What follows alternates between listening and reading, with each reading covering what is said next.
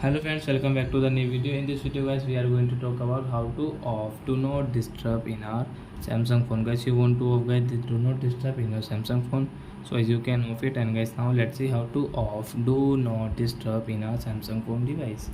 So guys, now let's see how to off it. So first of all guys, open your phone setting to off do not disturb sound and vibration setting. Guys, tap here and guys scroll it, do not disturb. Guys, you can see here, tap here, do not disturb. Guys, you can off your this right side. Guys, so I do not disturb will off in our Samsung phone. So I hope friends you have understood how to off do not disturb in our Samsung phone. So that's it guys, thanks for watching. Now we will meet our next video with new topic.